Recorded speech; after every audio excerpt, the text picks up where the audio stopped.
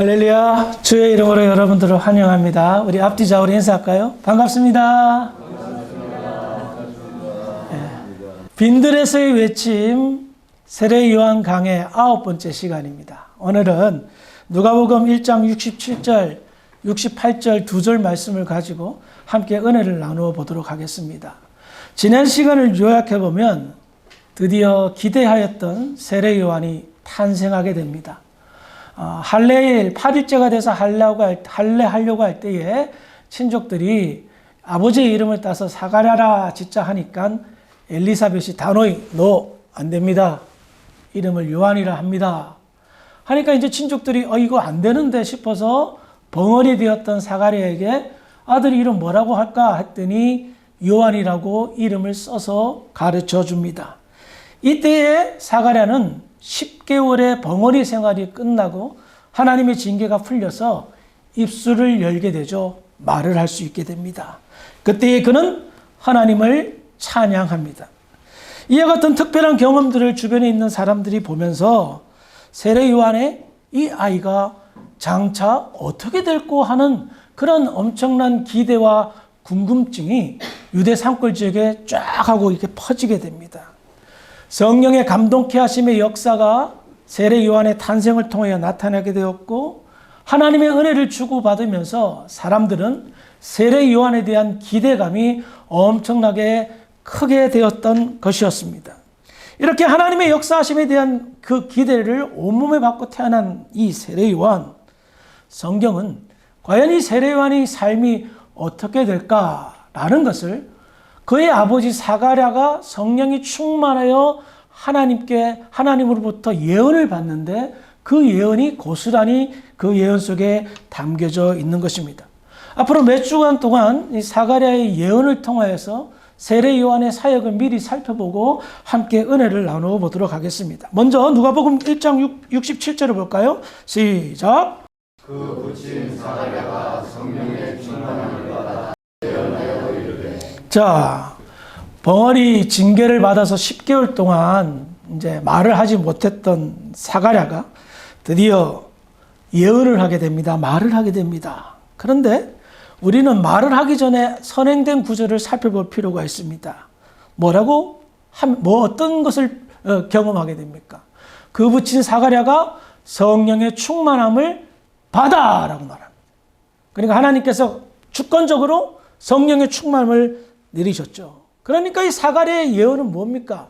인간의 의지를 뛰어넘은 하나님의 의지를 이야기하고 있다는 겁니다. 하나님께서 사가랴의 입술을 빌어서 말씀하고 싶어 하신다는 것입니다. 사가랴는요, 굉장히 경건하고 하나님을 경외했던 사람입니다. 그래서 모든 사람들이 인정했던 그런 훌륭한 제사장이었고 종교인이었습니다. 그러니 사가랴가 하는 그 말, 가르침에는 무게감이 달랐을 것입니다. 그런데 사가랴가 실수를 하죠. 천사의 예언을 믿지 못해서 정말 그 불신의 죄로 벙어리를 경험하게 됩니다. 아무리 믿음이 좋았던 사람도 순간 믿음이 연약하고 그래서 인간적인 연약함이 있다라는 것을 하나님은 사가랴를 통하여 보여주셨습니다.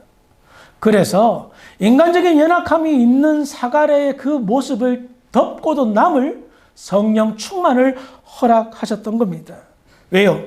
하나님이 앞으로 사가랴를 통해서 하실 말씀은 그 어떤 인간적인 오류도 있어서는 안 되기 때문에 그 어떤 인간적인 실수가 있어서는 안 되기 때문에 너무나도 중요한 메시지이기 때문에 성령 충만을 허락하셨던 겁니다. 디모데후서 3장 16절에 보면 모든 성경은 하나님의 감동으로 된 것으로라고 말합니다. 그래요. 성경은 성령 충만한 사람이 그 성령 충만함으로 기록하였습니다. 왜요? 그 어떤 실수와 그 어떤 오류도 있게 해서는 안 되기 때문에. 왜? 하나님의 말씀이기 때문입니다. 그러니까 이 사가랴의 예언은 무엇입니까? 인간의 말이 아니라 하나님의 말씀이었던 겁니다. 그래서 앞으로 사가랴가 입술을 열어 예언할 이 말씀은 100% 신뢰할 만한, 믿을 만한, 꼭 믿어야 될 하나님의 말씀이다라는 겁니다. 그렇다면 사가랴는 어떤 말씀을 전할까요? 누가복음 1장 68절입니다. 시작.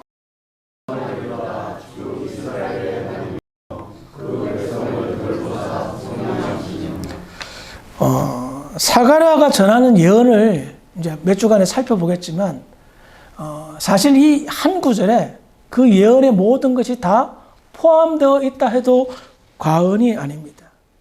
먼저 하나님께서 이 예언을 전달했을 때에 하나님의 마음이 어떻다는 것을 여기에서 이야기하고 있고 성령 충만했던 사가랴는 하나님의 그 마음을 정확하게 읽고 있었습니다. 하나님의 마음이 어떻다는 것을 어디에서 알 수 있습니까? 방금 읽은 본문을 보면 그 백성을 돌보사라는 단어에서 하나님의 마음을 알 수가 있습니다. 돌보사라는 말은 돌아보사라는 말의 줄임말입니다. 출애굽기 2장 24절 25절 볼까요? 시작. 하나님이 그들의 고통 소리를 들으시고 하나님이 아브라함과 이삭과 야곱에게 세운 그의 하나님이 이스라엘 자손을 돌보셨고 하나님이 그들을 기억하셨다. 그래요. 하나님의 돌보사, 돌아보심의 의미는 하나님의 마음이 항상 그 사람을 향하고 있다라는 것을 의미합니다. 늘 언제나 그 사람을 생각하고 있는 거예요. 그 사람을 생각하는 마음은 어떤 마음이죠? 사랑하는 마음인 겁니다. 우리 김 장로님, 장권사님 지금 떠난 지가 꽤 됐는데 매일매일 생각이 나시죠? 우리는 입술에 침도 안 바르고 사실을 말하시는 장로님을 봅니다. 그래요. 늘 생각하는 거예요. 우리 자식들 저 외국에 가 있으면 어때요? 매일 생각나죠? 그 마음이라는 그 마음. 사가랴가 개인적으로 오랜 기간 동안 하나님을 섬겼습니다. 그래서 하나님을 경외한다라고 성경은 정말 뭡니까? 인정하잖아요. 그런데 사가랴가요, 오랜 기간 동안 하나님을 섬기다 보니까 좀 타성에 젖었던 거예요. 왜 그랬을까요? 그렇게 자식 달라고, 그렇게 기도하고 간구했는데, 이제 뭐 더 이상 소망이 없을 정도로 늙은 나이가 돼서도 하나님 자식 안 주니까 아마도 그의 신앙생활에 타성이 생긴 것 같습니다. 그래서 천사의 말을 못 믿겠는 거예요. 그렇게 신비적인 경험을 했는데도 안 믿어지는 거예요. 그런데 자기가 벙어리가 되고 나서, 그리고 그의 아내 엘리사벳이 세례 요한을 잉태하고 나서, 그리고 세례 요한이 태어나니까 비로소 깨달은 거예요. 하나님께서는 단 한순간도 나를 돌아보지 않은 때가 없었구나. 이쯤 하면 아멘 나와야 되는데 단 한순간도 돌아보시지 않은 적이 없단 말입니다. 내 생각과 내 상황 속에서 사로잡혀서 하나님의 돌보심을 잊어버렸다 할지라도 하나님은 단 한시도 사가랴를 잊어본 적이 없는 겁니다. 그에게 항상 불쌍한 마음을 가지고 있으며 하나님의 놀라운 계획이 있기 때문에 사가랴의 기도 응답을 늦추신 것뿐입니다. 그것을 인간은 자주 오해하죠. 사가랴는 정확하게 느꼈습니다. 하나님의 돌아보심을. 그리고 그 돌보심은 자기에게만 국한된 것이 아니라 약속의 백성, 하나님이 택한 백성들에게 향하고 있음을 깊이 느끼셨던 겁니다. 하나님이 택한 백성은요, 하나님 외면하지 않습니다. 항상 돌아보고 계십니다. 그리고 지금의 상황, 개인적으로나 국가적으로나 어려운 상황일 때에 하나님은 더 가슴 아파하면서 어떻게 해결해 줄꼬 하며 여러분들보다도 더 많이 고민하고 계신단 말입니다. 하나님은 어떻게 하면 가장 좋을 것을 줄까 누구보다 고민하셨고 지금의 이스라엘의 상황을 그 누구보다도 안타까워하셨습니다. 이와 같은 하나님의 마음이 어떻게 전달될까요?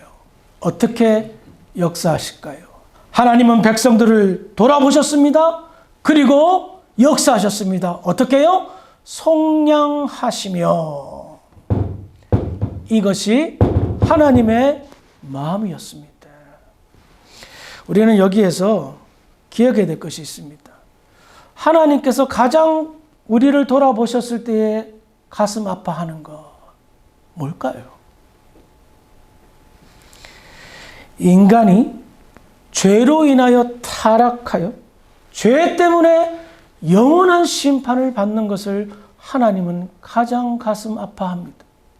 여전히 우리의 죄가 있어서 그 죄의 문제를 해결하지 못하고 하나님과의 관계가 원만하지 못하고 성령 충만하지 못하고 그로 인하여 하나님과 관계가 거리가 멀어졌을 그 상황을 하나님은 가장 가슴 아파하신단 말입니다. 그러니 하나님의 생각은 어디로 집중되어 있을까요? 가장 가슴 아픈 일부터 해결해야 되지 않겠습니까?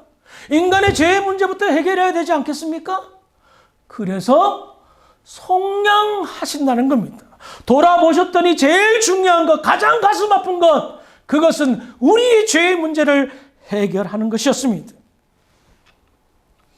속량이란 단어, 요즘 세상에서는 잘 쓰지 않지만 교회에서는 성경에서는 사용하죠. 이 단어는요, 사실 구약 성경의 핵심 메시지나 마찬가지입니다. 속량이란 말은 죄값을 지불한다라는 말입니다.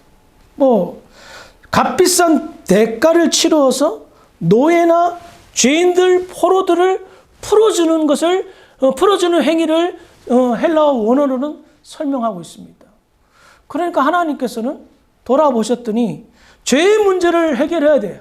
그럼 그 죄값을 치러야지만이 그 문제를 해결해 줄 수 있는 거예요.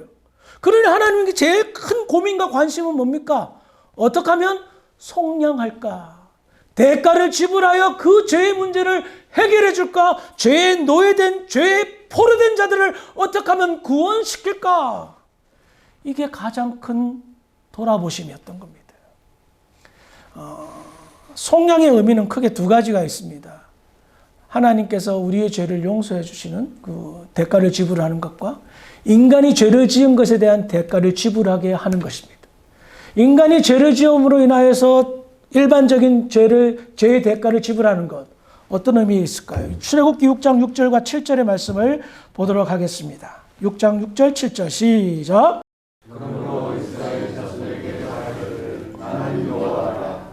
내가 애굽 사람의 무거운 짐 밑에서 너희를 빼내며 그들의 노역에서 너희를 건지며 편팔과 여러 짐 만들어서 너희를 속량하여 너희를 내 백성으로 삼고 나는 너희의 하나님이 되리니 애굽 사람의 무거운 짐 밑에서 너희의 하나님 여호와인 줄 너희가 알지라.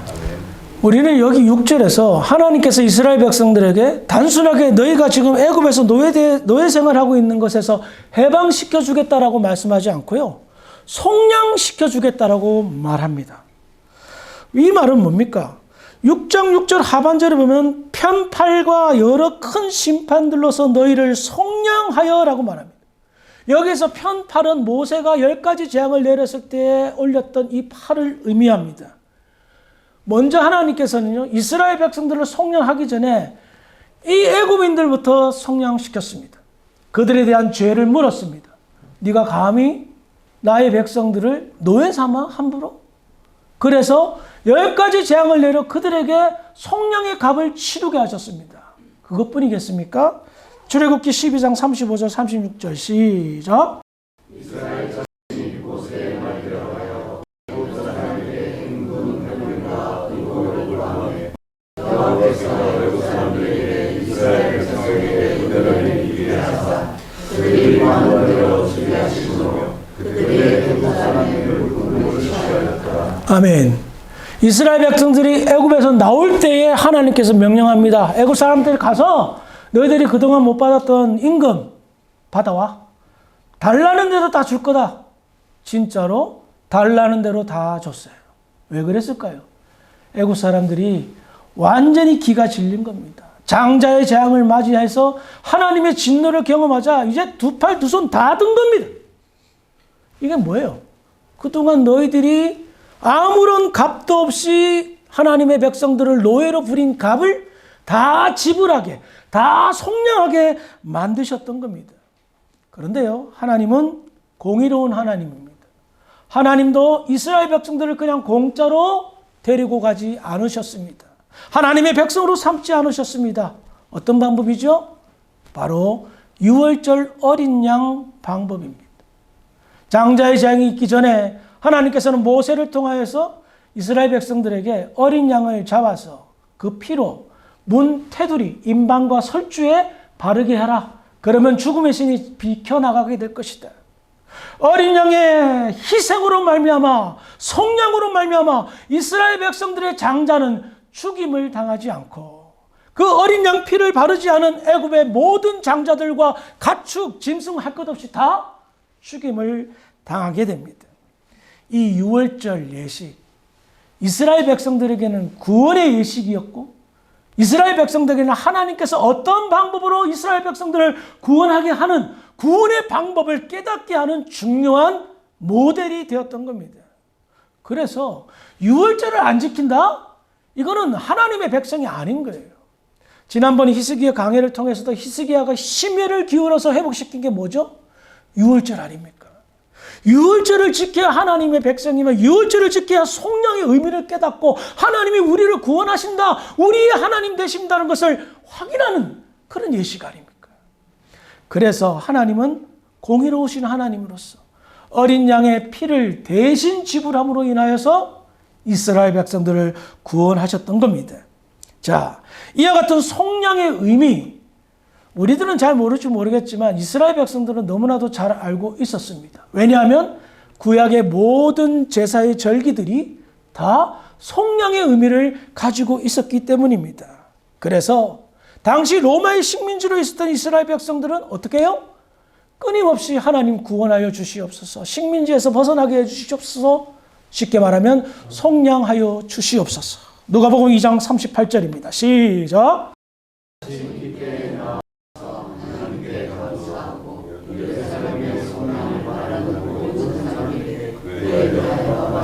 아멘.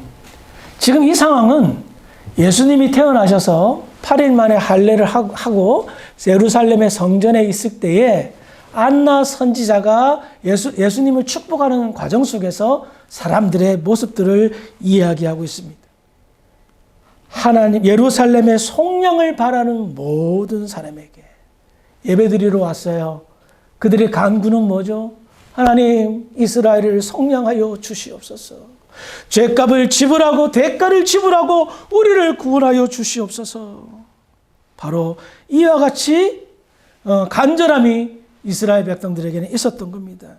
근데 당시 그들의 사람들은 그 당시 사람들은 단순하게 로마의 식민지에서 벗어나는 속량을 생각했던 겁니다. 하나님은 그 의미에서 더 큰 의미로 나아가기를 원했어요. 사가랴가 그 더 큰 의미를 이 예언을 통해서 고백하게 되는데 그건 다음 시간에 알아보도록 하고요. 말씀을 정리하겠습니다. 디도서 2장 14절을 읽어볼까요? 시작.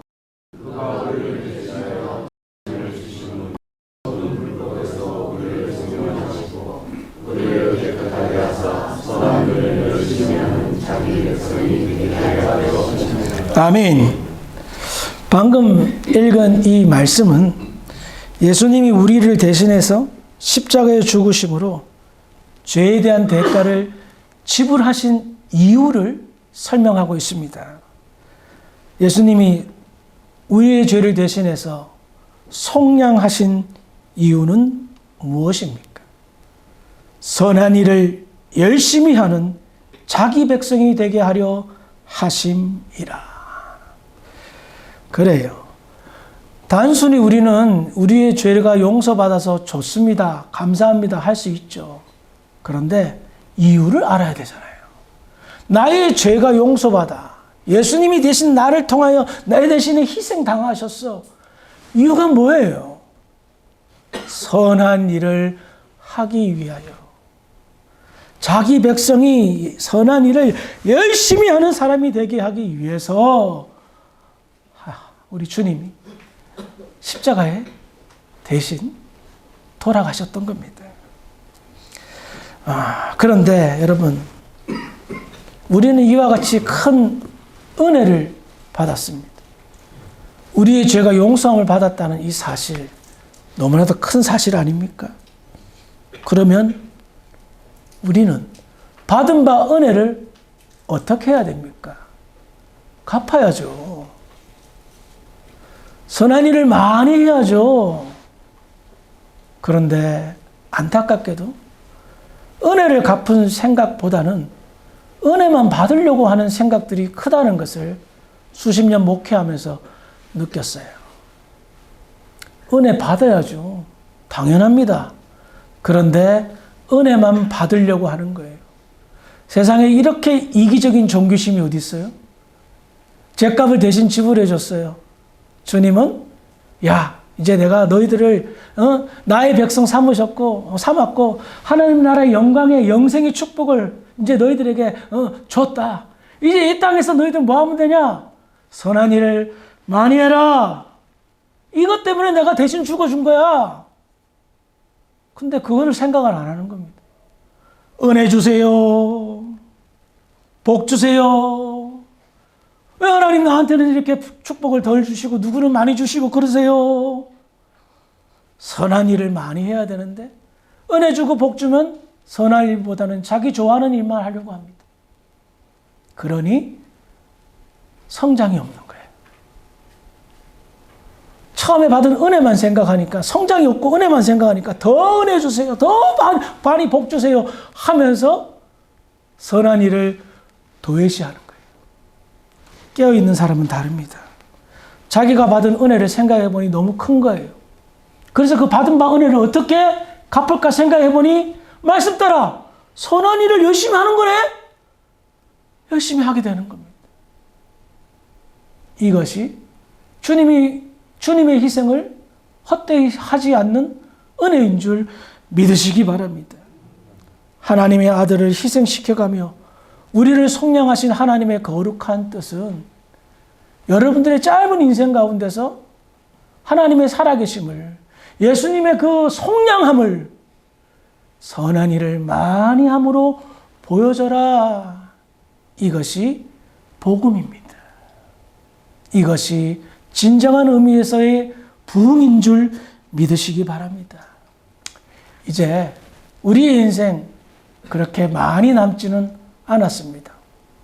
그 남은 인생 어떻게 하면 나를 대신하여 속량하신 예수님의 빛을 받은 바 은혜를 갚을까 고민하시고 여러분들 삶 속에 선한 일들이 많이 생겨나기를 주의 이름으로 축원합니다.